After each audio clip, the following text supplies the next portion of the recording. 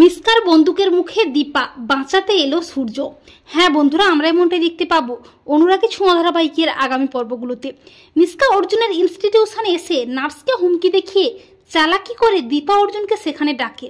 আর দীপা অর্জুনও নার্সের কথা মতো মিসকার পাতা ফাঁদে পা দিয়ে হাজির হয় মিসকার সামনে। মিসকা দীপার দিকে বন্দুক তাক করে। মিসকাকে দেখে অবাক হয়ে যায় দীপা অর্জুন। মিসকা দীপাকে হুমকি দেখিয়ে বলে, সূর্য কোথায় আছে বলো, তা না হলে তোমাকে ও তোমার মেয়েদের শেষ করে ফেলবো, কেউ আমার হাত থেকে তোমাকে বাঁচাতে পারবে না। তখন দীপা বলে, আমি জানি না ডাক্তারবাবু কোথায় আছেন। তখন মিসকা বলে, তুমি সব জানো, তোমাকে বলতেই হবে। অপরদিকে অর্জুনের বাড়িতে মিসকার পাঠানো দুজন গুন্ডা যায় এবং পৃথা ম্যামকে অজ্ঞান করে দিয়ে সোনারূপাকে কিডন্যাপ করে নিয়ে চলে যায়। এরপর মিসকা দীপাকে একটা ভিডিও দেখায়, সোনারূপাকে কিডন্যাপ করেছে মিসকা। দীপা ভিডিওটি দেখে শিউরে ওঠে। দীপা বলে, মিসকা ওদের ছেড়ে দে। তখন মিসকা বলে, সূর্য কোথায় আছে বলো। দীপা বলে, আমি জানি না ডাক্তারবাবু কোথায় আছে।